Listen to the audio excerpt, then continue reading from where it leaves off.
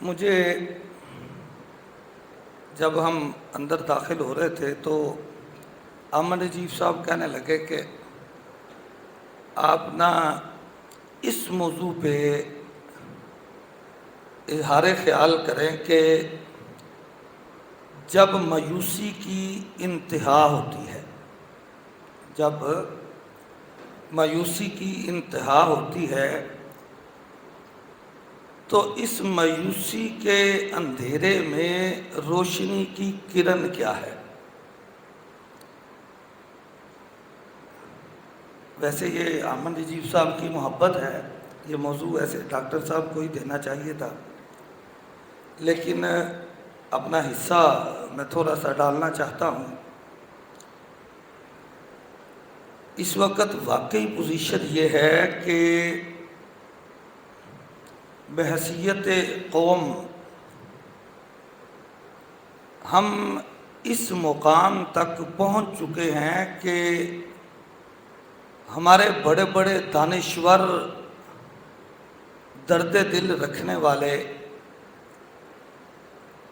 وہ اس پریشانی میں مبتلا ہیں کہ ہمارا آگے نکلنے کے لیے راستہ کیا ہے۔ یہ اور بڑے بڑے دانشور اور ہر درد دل رکھنے والا شخص جس کا دماغ کام کرتا ہے، جس میں شعور کی کوئی کرن موجود ہے، وہ اس وقت انتہائی غیر مطمئن حالت میں ہے۔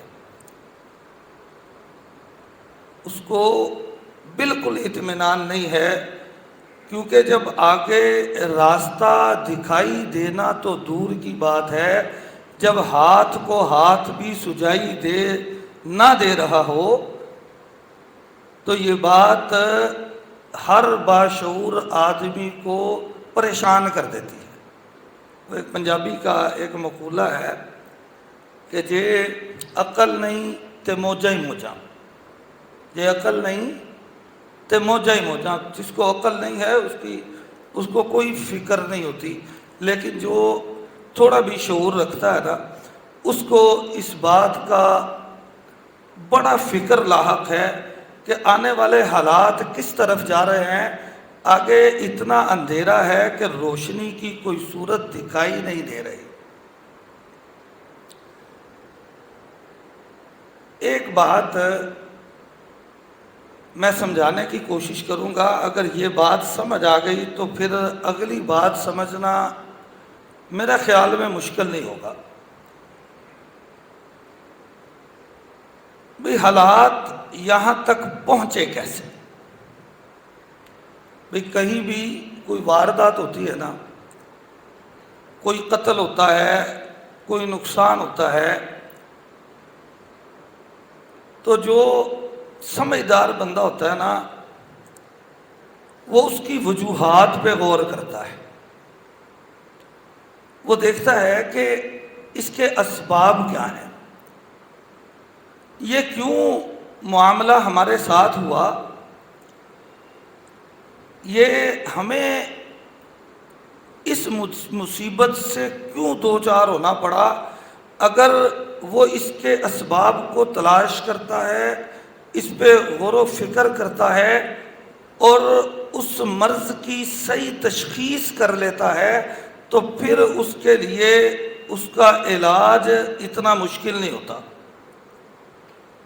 لیکن اگر کوئی شخص ان اسباب کے اوپر غور ہی نہیں کرتا کہ جن اسباب نے اس کو یہاں تک پہنچایا ہے، تو وہ جو مرضی کر لے وہ اس کے صحیح علاج تک پہنچ نہیں سکتا۔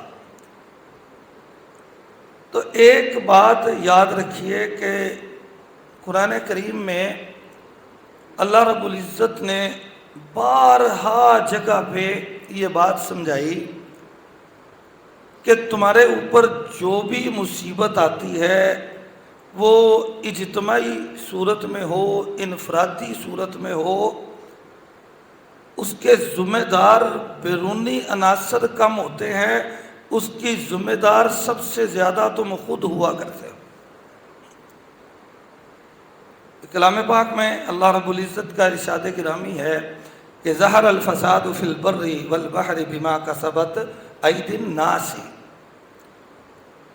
کہ سمندروں میں، خشکیوں میں جو بھی فساد برپا ہوتا ہے، جو بھی مشکلات تمہیں درپیش ہوتی ہیں، اس کا ذمہ دار کوئی اور نہیں ہوتا، وہ تمہارے اپنے اعمال اور تمہارے اپنے ہاتھوں کی کمائی کی وجہ سے یہ ساری مصیبتیں تمہارے اوپر آتی ہیں۔ ایک جگہ پہ ارشاد باری تعالیٰ ہے وَمَا أَصَابَكُم مِّن مُّصِیبَةٍ، تمہیں جتنی بھی مصیبتیں آتی ہیں فَبِمَا كَسَبَتْ أَيْدِيكُمْ، وہ تمہارے اپنے ہی عملوں کی وجہ سے وہ مصیبتیں تم پر آتی ہیں۔ ہمارا ایک عام مشغلہ ہے، عام روٹین ہے ہماری، کہ ہم اپنی ہر ناکامی، اپنی ہر مصیبت، اپنی ہر مشکل، اس کا ذمہ دار، ہماری یہ ذمہ داری ہے ہم کسی اور کو بنا دیں۔ یہ ہمارا ایک قومی مزاج سمجھ لیں، یہ ہمارا قومی مزاج بن چکا ہے کہ ہم اپنے ہر نقصان کا، اپنی ہر مصیبت کا ہم ذمہ دار، ہم دوسروں کو بنانے کے لیے ہر وقت آمادہ اور تیار رہتے ہیں۔ حالانکہ کلام پاک اور حدیث میں ہمیں کسی جگہ پہ اس بات کی تائید نظر نہیں آتی، ہمیں کہیں پہ اس بات کی تائید نظر نہیں آتی کہ بھئی غلطی کسی اور کی ہو اور اس کے غلطی کی وجہ سے مصیبت میں تم مبتلا ہو جاؤ، یہ ممکن نہیں ہے۔ میں ایک جملہ کہا کرتا ہوں، عمر صاحب کو گھڑی ہے تو میں دیو یار بتا کہ ٹائم دا یار میں لگتا چل دی نہیں پئی۔ اچھا ہاں جی،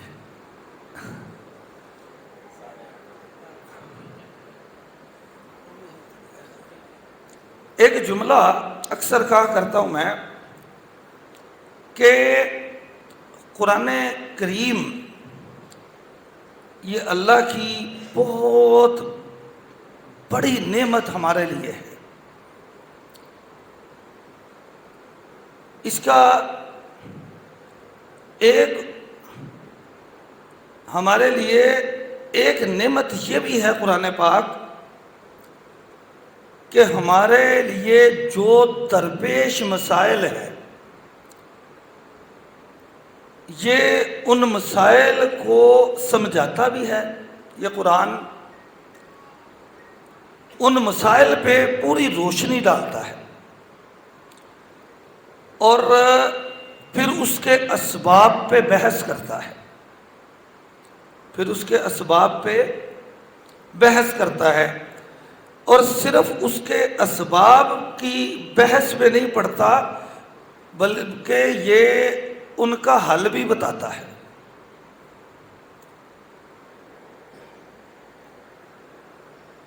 میں نے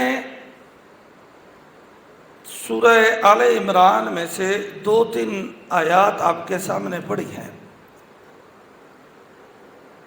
لیکن میرا موضوع جو ہے وہ اس سے پچھلی آیتوں سے تعلق رکھتا ہے۔ یہ بات ذرا سمجھانا چاہتا ہوں میں، یوم تبیض وجوہ وتسود وجوہ،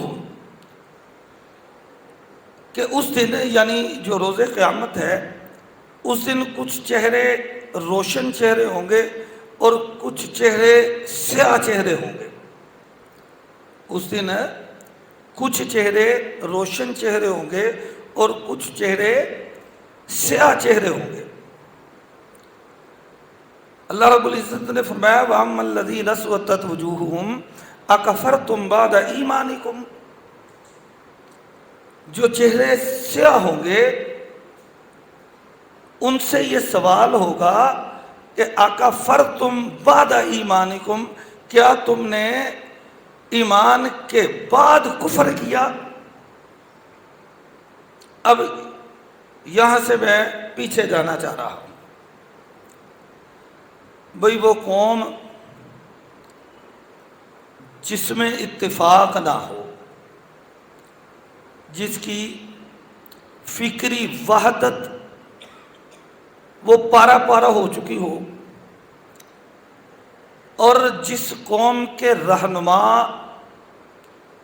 جس کے علماء، جس کے قائدین، ان کی ہر ممکن یہ کوشش نظر آ رہی ہو کہ قوم کو تقسیم در تقسیم کیا جائے. ہمارے شیخ انہوں نے ہمارے ساتھ سفر کیا فیصل آباد سے، تو یہ جو سیاسی حالات چل رہے ہیں ملک کے، یہ انتہائی تشویش بڑے انداز میں، بڑے تسلسل کے ساتھ ایک بات کہہ رہے تھے کہ ہماری عدلیہ، ہمارے سیاستدان، ہمارے ادارے جس ڈگر پہ چل رہے ہیں، مجھے یہ سمجھ نہیں آ رہی کہ یہ ملک کا مستقبل کیا ہوگا.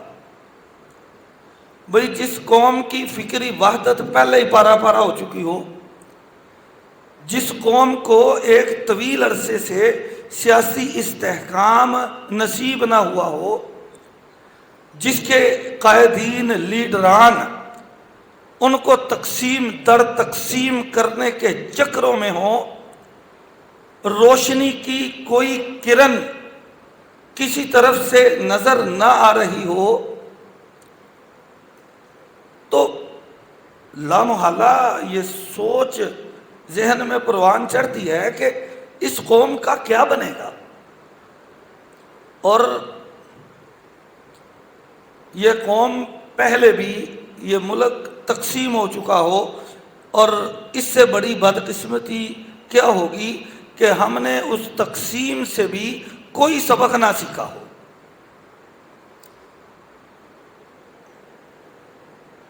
بھی جو قوم فرقوں میں بٹی ہوئی ہو، سیاسی طور پہ کوئی وحدت ان میں نظر نہ آ رہی ہو،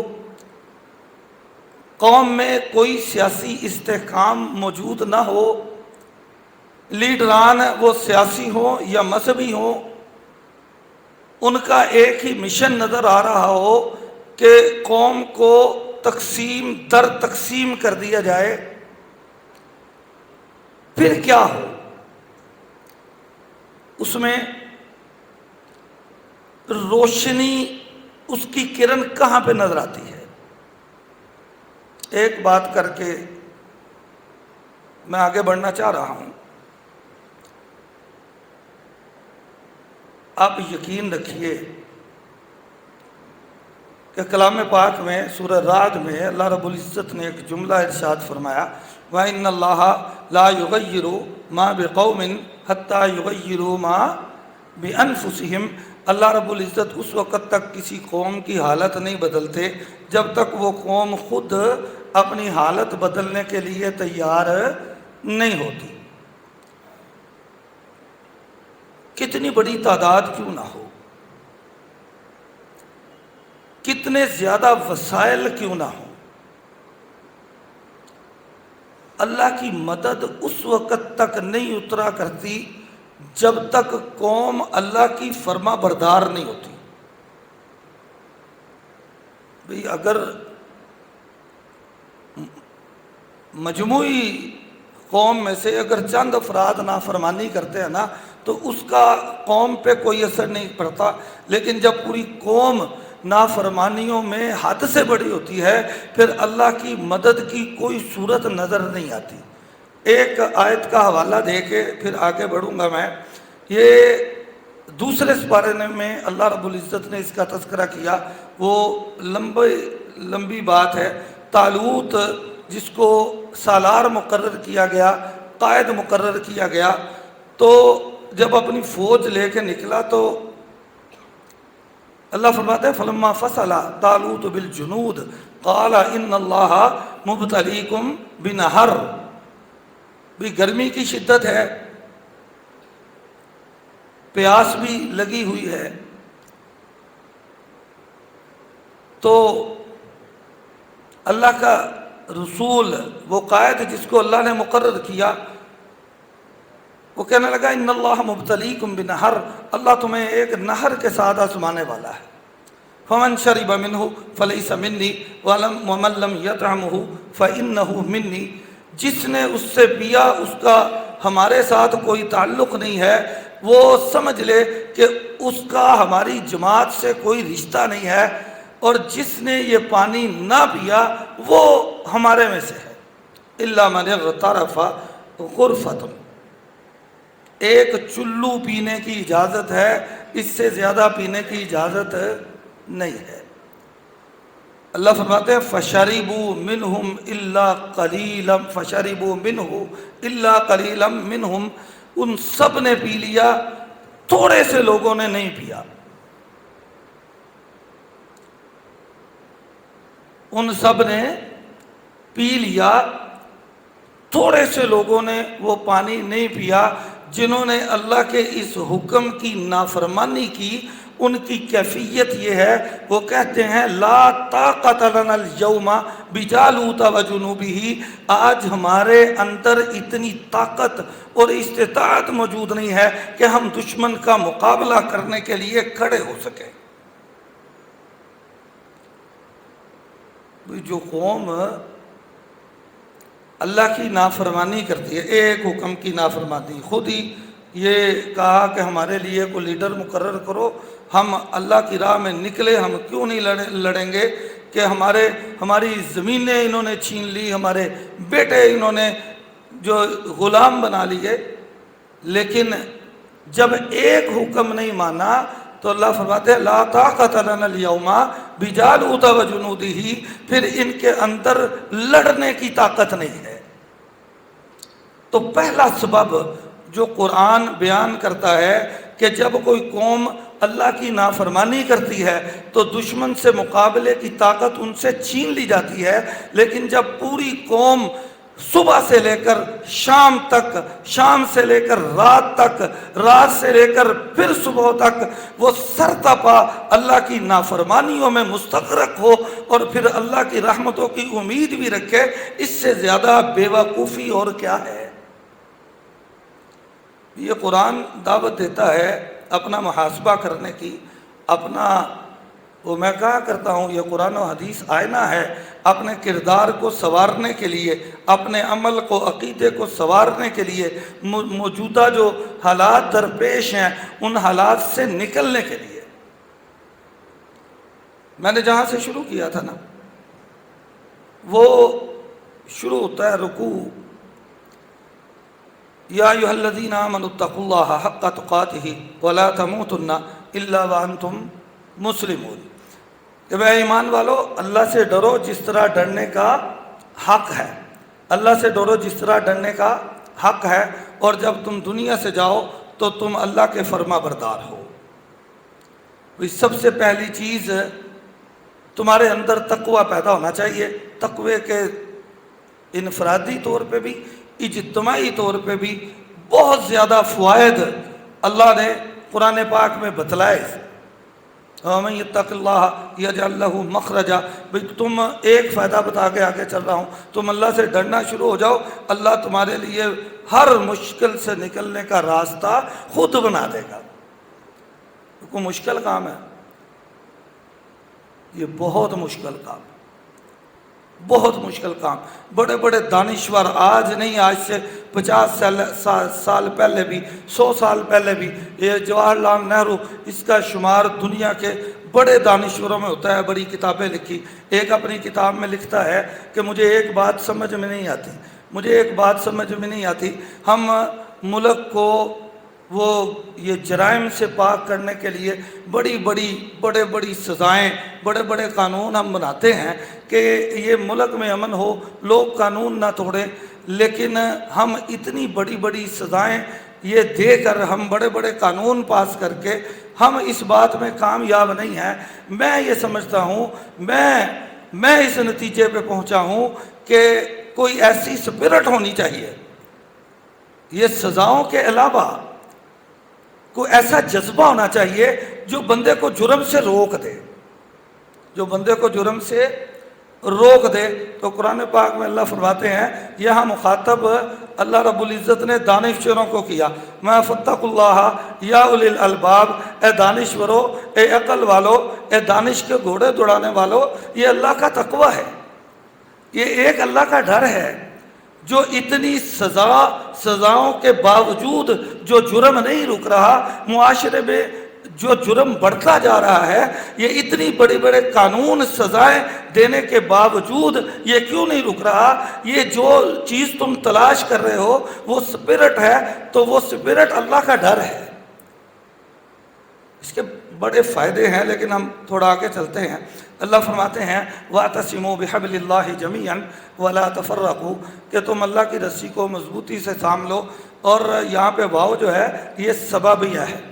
تو ہمارے حافظ محترم ڈاکٹر صاحب نے ایک کتاب لکھی اور آج میں اس کو پڑھ رہا تھا. وہ فرقہ پرستی، فرقہ وریت، اس سے بچا کیسے جا سکتا ہے، اپنی کتاب میں یہ بھی انہوں نے موضوع بنایا.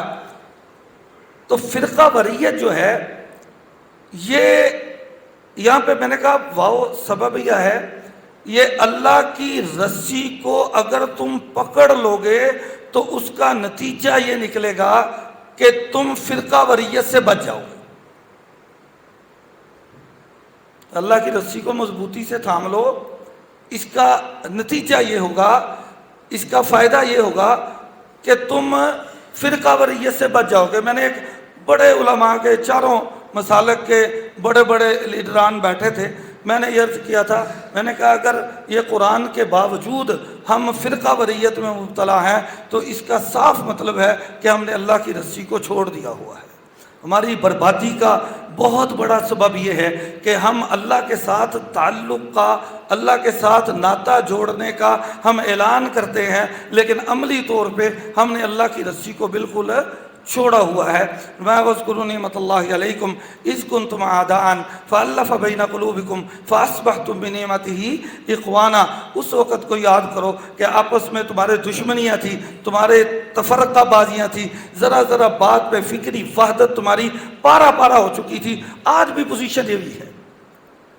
تو کیا ہوا کہ اللہ نے تمہیں اس نعمت کی وجہ سے تمہاری دشمنیاں ختم کر دی، تمہاری وحدت کو یکجا کر دیا، تمہارے اندر دشمنیوں کو ختم کر دیا، تمہیں فکری وحدت میں پرو دیا. کس سے؟ اس قرآن کی وجہ سے. اور آگے فرمایا وَكُنْتُمْ عَلَى شَفَا حُفْرَةٍ مِّنَ النَّارِ فَأَنْقَذَكُم مِّنْهَا. تم جہنم کے گڑھے پہ کھڑے تھے، اللہ نے اس قرآن کی نعمت کی وجہ سے تمہیں اس سے بھی بچا لیا. تو میں نے اس وقت بھی عرض کیا تھا، اب بھی کر رہا ہوں، اگر ہم فرقوں میں مبتلا ہیں، تفرقہ بندی ہمارے اندر موجود ہے، فکری وحدت نہیں ہے، تو اس کا مطلب ہے کہ ہم نے قرآن کو چھوڑا ہوا ہے. اور اگر ہمارے اندر دشمنیاں پھر سے موجود ہیں، ذرا ذرا سی بات پہ اب ہم بھڑک اٹھنے والے ہیں، تو اس کا مطلب ہے ہم نے قرآن کو چھوڑا ہوا ہے. تو آگے اللہ فرماتے ہیں اب دو آتا وَلْتَكُمْ مِنْكُمْ. اب ایک وقت وہ ہے کہ جب تمہارے اندر وہ فکری وحدت موجود ہے، تمہارے اندر تمہارے لیڈر تمہیں درست راہ بتلانے والے ہیں. اور ایک دور یہ ہے کہ تم ایک بہت بڑی بلندی کے بعد تم بدترین تنزل کا شکار ہو، تم دنیا میں قعر ذلت میں گرتے چلے جا رہے ہو. تو اللہ رب العزت نے ارشاد فرمایا اس کا بھی حل موجود ہے، اس کا بھی حل موجود ہے. کیا ہے؟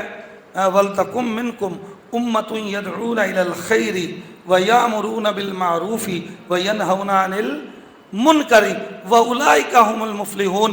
جس وقت امت کی فکری وحدت پارا پارا ہو چکی ہو، تمہارے لیڈر تمہیں وحدت کی بجائے تمہیں ایک دوسرے سے دور کرنے کی طرف بلاتے ہوں، جب تمہارے اندر وہ نفرتوں کے بیج بونے کی کوشش کی جا رہی ہو، جب امت بدترین ذلت کا شکار ہو اور رسوائی اس پہ مسلط کر دی گئی ہو، تو پھر تم میں سے ہر شخص پہ یہ ذمہ داری عائد ہوتی ہے. اللہ فرماتے ہیں وَوَلْتَكُمْ مِنْكُمْ أُمَّةٌ يَدْعُونَ إِلَى الْخَيْرِ وَيَأْمُرُونَ بِالْمَعْرُوفِ وَيَنْهَوْنَ عَنِ الْمُنْكَرِ. پھر تم میں سے ایک گروہ، ایک جماعت ایسی ہونی چاہیے، ایک جماعت ایسی ہونی چاہیے جو اللہ کی طرف بلانے والی ہو۔ ارے امن نجیب صاحب نے ایک کتاب لکھی تھی، دعوت اللہ یا دعوت الجماع۔ ہمارا جو ہے نا وہ کیا ہے، نعرہ کیا، ہم کس طرف بلا رہے ہیں؟ میں پھر اپنے فرقوں کو چھوڑ دو، ایک اللہ کی طرف لوگوں کو بلانا شروع کرو۔ وَلْتَكُن مِّنكُمْ أُمَّةٌ يَدْعُونَ إِلَى الْخَيْرِ وَيَأْمُرُونَ بِالْمَعْرُوفِ وَيَنْهَوْنَ عَنِ الْمُنكَرِ وَأُولَٰئِكَ هُمُ الْمُفْلِحُونَ۔